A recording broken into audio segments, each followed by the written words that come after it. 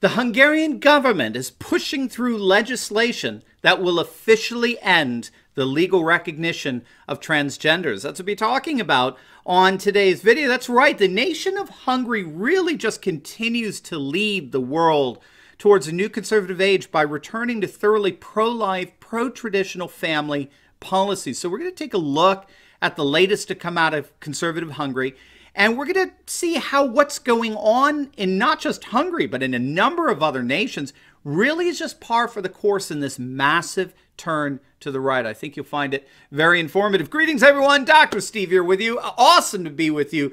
As always, if this is your first time here at this channel, we post 2 videos a day, analyze the current events in light of some super awesome conservative trends so you can live in the present in light of even better things to come. So you know what to do if you haven't already done so. You got to make sure to smack that bell and subscribe button. It'd be an absolute privilege to have you as a regular part of this channel as we daily celebrate together the inevitable, the inexorable collapse of left-wing globalism and the unstoppable rise of a new conservative age. Also, for everyone, before you do anything, make sure to click on that link below and check out the awesome video that we put together just for you, featuring our brand new Turley Talks Insiders Club. We are so thankful to the dozens of you that have already signed up, and you're going to absolutely love being a part of this massive group of conservatives from all over the world to network with. By becoming a member, you get more exclusive access to me and our journey together into this new conservative age that we're embarking on.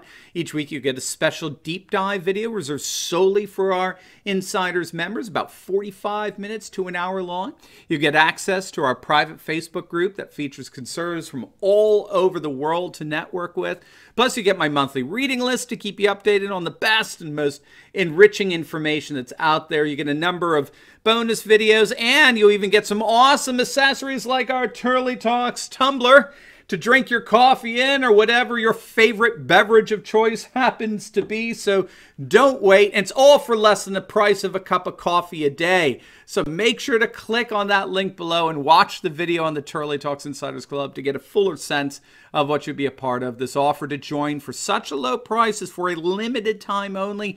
So don't wait. Click on that link. It'll be an absolute privilege to journey with you into this new conservative age together. And we are entering into a new conservative age. Hungary's right-wing government is pushing through legislation that will officially end the legal recognition of transgenderism in the nation. The Nationalist Populist Prime Minister Viktor Orban has approved of legislation that would force transgender people to have to affirm the same gender as designated on their birth certificates. And the legislation would define gender as the biological sex based on primary sex characteristics and chromosomes, which of course would make it impossible for people to legally change their gender. The legislation does indeed institute a complete and total ban on so-called gender reassignment therapy and surgery altogether in Hungary. Now, of course, the legislation is being widely denounced by liberal globalist groups and governments as nothing less than an extension of Orban's dictatorial and authoritarian rule, which has been widely denounced by bureaucrats and, ironically, the bullies in Brussels who are not accountable to anyone democratically. But if we really examine what's going on here, we'll find that something far deeper is going on than supposedly autocratic tendencies. First and foremost, we do have to realize that Viktor Orban and Hungary are not alone in this move. Orban's measure to ban transgender recognition from Hungary follows on the heels of a number of other measures being taken by administrations around the world to reverse the progressive march towards LGBT rights. Now, as many of you know, the Putin administration, Russia, has implemented a so-called gay propaganda law, which seeks to protect minors from any advocacy of what Russians call non-traditional sexual relations.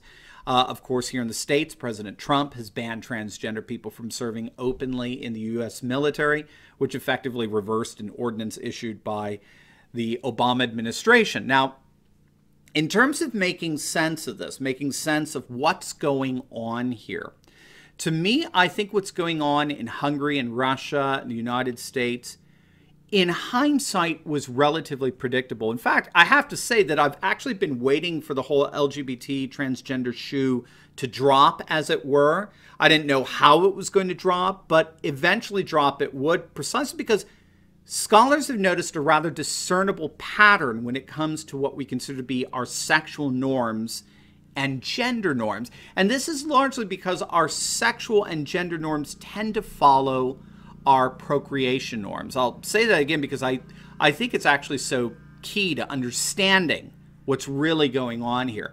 Our sexual and gender norms tend to follow our procreation norms. Again, one of the things we tend to forget is that the way we view sexuality today is intimately connected with our attitudes towards the relationship between sexuality and gender on the one hand and procreation on the other. It's very key. Now, a lot of people are not familiar with the historical connection here, but it's important. Scholars have noted that our perceptions of sex and sexuality changed dramatically in the modern era, and that's largely because of the advent of modern contraception. What modern contraception did, and this is key to understanding what's going on here, I think. What modern contraception did is it increasingly amputated, it separated sex from marital and familial structures. In other words, with modern contraception, sex could be both thought of and practiced apart from marriage and apart from the family. And this, of course, is because pregnancy was no longer an inevitable outcome of sexual relations. And indeed, the separation of sex from procreation was integral to the rationale behind the Roe v. Wade decision here in the United States, which legalized abortion in all 50 states. Abortion is simply one among many other options constitutive of modern birth control. And so as far as the justices behind the Roe v. Wade decision were concerned, the sexual norms and practices of the modern age are based on birth control. And if birth control fails, there has to be a backup. So hence you have abortion and its legalization. The important point here is that once sex is separated from fertility, it could no longer hold on to the exclusivity of heterosexual norms. Heterosexual norms are inextricably linked to the natural inseparability between sex and procreation, sex and child rearing. The moment you artificially separate these two from one another, sex and pregnancy in the context of marriage, I mean, it's over. There's just no longer any heterosexual norm.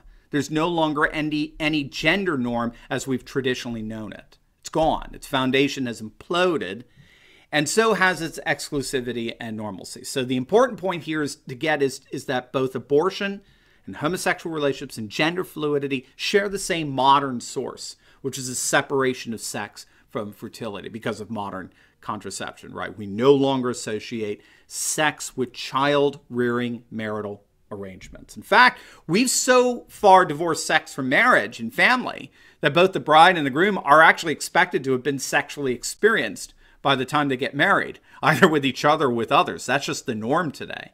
And my point here is that there's simply no way to hold on to heterosexual norms once the natural family has been sexually displaced. Now, why is all this so important, understanding what's going on in Hungary and Poland and Russia and the Republic of Georgia, transgender bans and the like? It's because of this.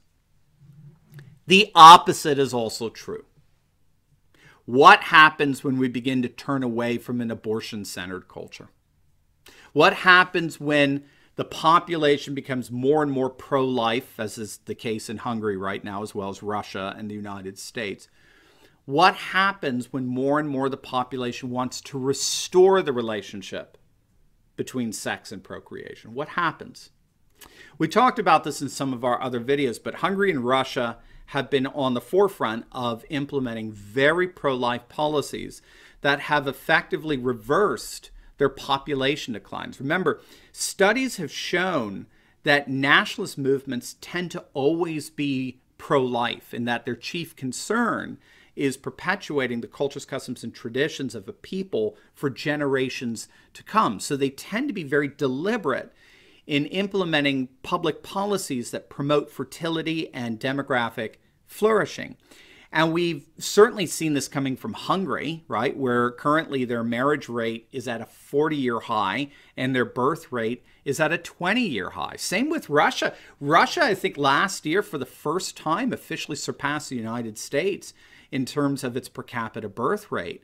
And in the United States, we've seen nothing short of a deluge of pro-life legislation banning abortion in some way, shaping 70% of the nation, I think, right now as we speak. 90% of our countries don't have a single abortion provider anywhere in their midst. The vast geographical layout of our nation is thoroughly pro-life. So to put this all together then, if homosexuality and transgenderism come from the very same source as abortion norms, and if those abortion norms are beginning to wane, right, they're certainly becoming more restrictive, right, then it only follows that we're going to begin to see a comparable restrictiveness when it comes to homosexual and transgender norms. I don't see any way around this given their common rationale. Both abortion and transgenderism require the separation between sex and procreation, and a pro-life culture more and more reestablishes that very connection. By reestablishing that very connection between sex and procreation, inevitably LGBT and transgender issues become increasingly implausible, and they appear more and more unnatural. So just from a cultural vantage point, I don't think there's really any way around that connection. So in the end, what I think is going on in Hungary is not this tyrannical, dictatorial authoritarianism that the liberal left has become so hysterical over. Rather, I think it's the natural organic development in nations that are turning increasingly to pro-life, pro-traditional family policies as a means of reversing their fertility declines and ensuring the flourishing of their cultures, customs, and traditions for generations to come. Now, before you go, you will definitely want to check out the video I just uploaded on the total and complete humiliation of CNN's Jim Acosta, who was forced to sit in the back row of the last press briefing. You're going to absolutely love it. So make sure to click on the link, and I will see you over there. God bless.